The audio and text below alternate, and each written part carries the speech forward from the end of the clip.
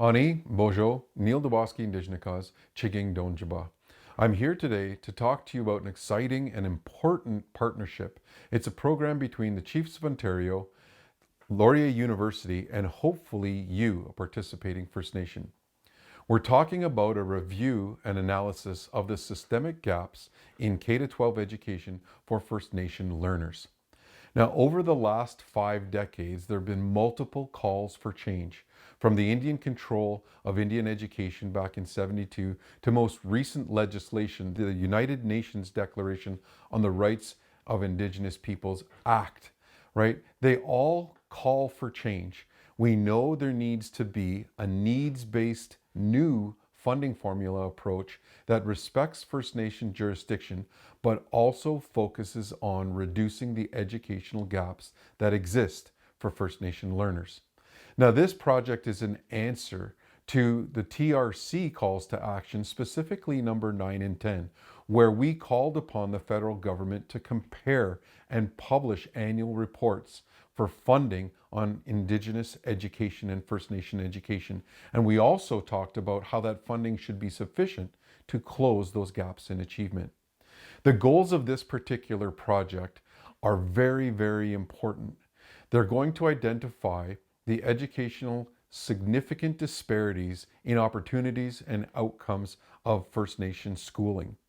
It's also going to help you in your negotiations, whether it's in a regional education agreement, a self-government agreement, or to enhance the interim funding formula for equitable funding in support of those truth and reconciliation calls to action. And lastly, we want to develop a baseline of data.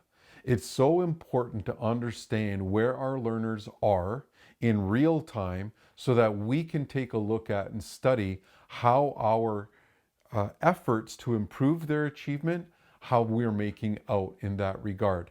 Now, this project is going to take a look at and make sure that we understand the indicators from monitoring educational equity.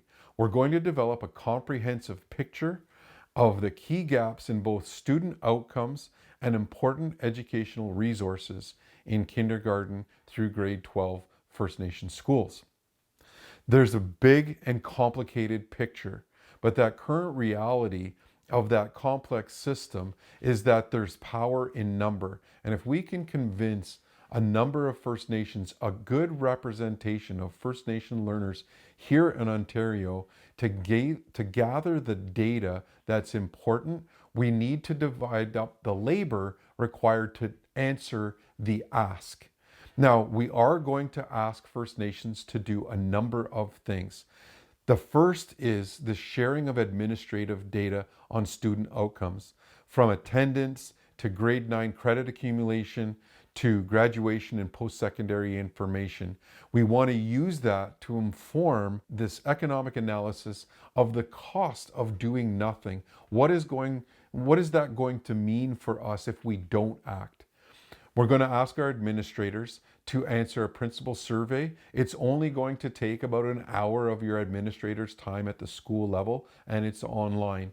And then lastly, and maybe most importantly, we're going to take a look at asking schools to participate in assessments of student learning and, of course, well-being through 3 formats, an EDI, MDI, and the CAT-4.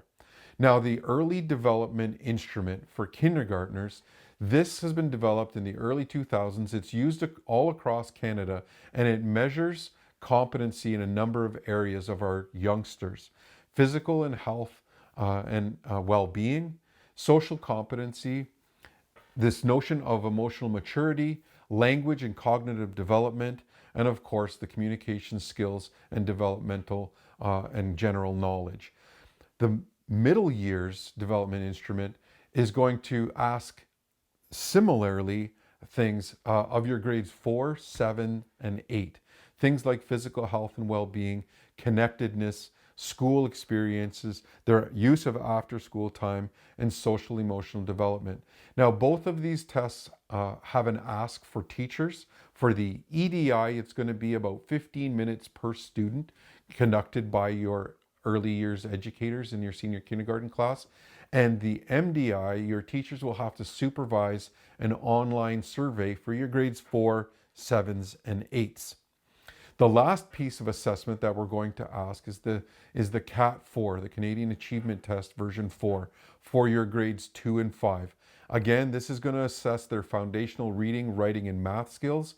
We're going to provide release time to administer during regular class time, and it's going to take those classes about 3 hours or half a day. We're going to provide supports for your schools. We're going to give, like I said, release time. There's going to be, in the form of donations to schools, some release time for teachers administering the CAT4 and also for administrators who complete the survey. The training is going to be covered by the Chiefs of Ontario, and it's going to generate school reports that you'll get back in real time to take a look at how your students are doing now in preparation for where you want them to be. Of course, the ownership, control, and access of that data is going to be strictly governed by the research team. We're going to protect that data, and we will never use that data unless it's in an aggregated format. Your schools will get their information, but it won't be used to single out anybody in an individual basis. It will be housed in a secure server owned by Chiefs of Ontario, which the school will have access to their own data. Now, the timeline is incredibly ambitious. We know this. We know how busy everyone is, especially the end of fiscal, tying up, the year end things that schools have to do, and we respect that. But this information that we can gather is very, very important as we, as individual sovereign nations, move our communities forward and through things like regional education agreements or self-government education funding arrangements, all of the above. And we'd like to have our schools signed up in April and hopefully taking those tests and conducting that data gathering in May. We're here to help with that. We need that data to be compiled so that we can clean it and analyze it over June and the summer months so that we could have a draft for the Chiefs of Ontario in the early fall. If you have any questions in this regard, if you're thinking about it and still not sure, please reach out. My email is there, as is Dr. Gallagher's, and of course, Julia Candlish. We can go through this again. I can try and answer any of your questions. But if you think you're ready to start, you can scan the QR code and that will take you right to the sign-in page to get you started. Again, thank you for your time. We know you're super busy, but if you could participate in this, it's in the best interest of all of the students in Ontario and First Nation learners, really across Canada. Miigwech.